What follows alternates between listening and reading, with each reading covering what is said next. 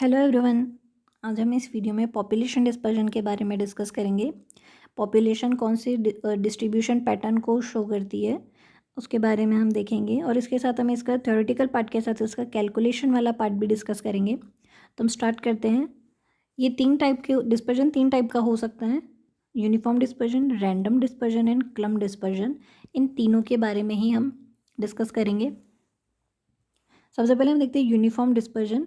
Uniform dispersion में क्या होता है, जो इंडिविजुअल्स होते हैं वो आपस में मोर और लेस इनका जो स्पेस होता है वो इवनली रहता है। तो ये क्या होते हैं, इवनली डिस्ट्रीब्यूटेड रहते हैं। जैसा कि हम इसमें देख सकते हैं कि इनका जो गैप है आपस में ये इवन है।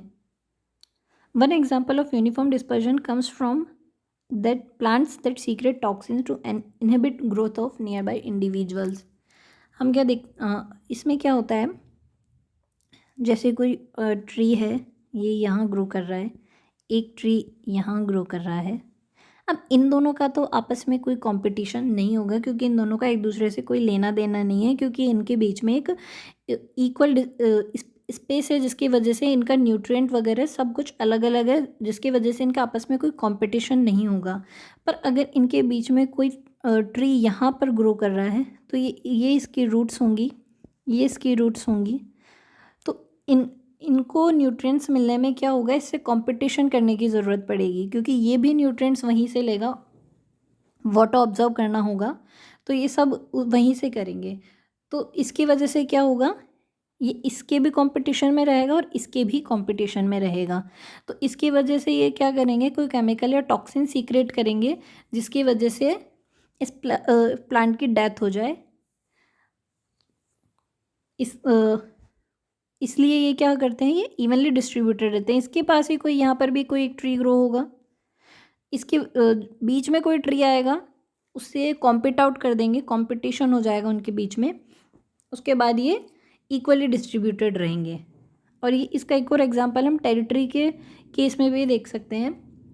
टेरिटरी के केस में भी जो इंडिविजुअल्स होते हैं, जो स्पीशीज़ होती है, वो इक्वली डिस्ट्रीब्यूटेड रहती है। सेकेंड, हम रैंडम डिस्पर्जन देख सकते हैं। रैंडम डिस्पर्जन जो होता है वो रेयरली देखा जाता है, रेयर होता है। तो रैंडम डिस्पर्जन में क्या होता है, ये इंडिविजुअल्स रैंडमली डिस्ट्रीब्यूटेड रहते हैं, इनका कोई पैटर्न नहीं होता है। तो हम देख के ये कह नहीं सकते हैं कि किस पैटर्न को फॉलो कर रही है, ये रैंडमली डिस्ट्रीब्यूटेड रहती है, कोई प्रेडिक्टेबल पैटर्न नहीं होता है। हम इसमें देख सकते हैं कि इंडिविजुअल्स कहीं पर भी डिस्ट्रीब्यूटेड है, कोई पैटर्न नहीं है इनका। इसके बाद हम देखते हैं क्लम्प्ड डिस्पर्जन। क्लम्प्ड डिस्पर्जन क्या होता है, कॉमन होता है।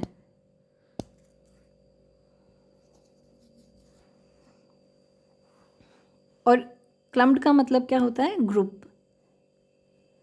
अब जैसे हम देख सकते हैं इसमें ये ग्रुप में है इंडिविजुअल्स।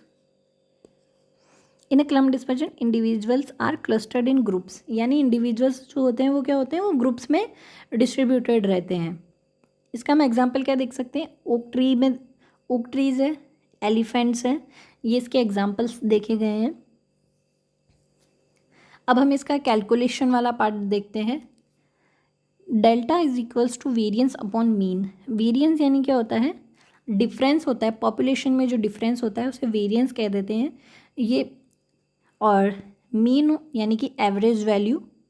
तो अब इसका CSI या नेट का जो पैटर्न होता है उसमें कैसे, इसमें मतलब पॉपुलेशन डिस्पर्जन से किस प्रकार का क्वेश्चन आता है, उसमें ऐसा पूछा जाता है कि कोई हमें वैल्यू निकालनी होती है, कोई स्पीशीज़ दे दी गई होती है, उसका वेरिएंस और मीन हम वेरिएंस अपॉन मीन करके उसका वैल्यू निकाल सकते हैं।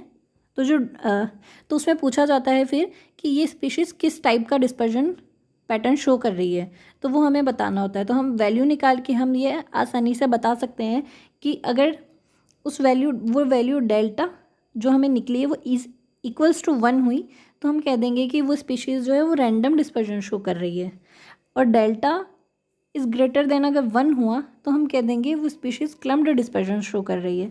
और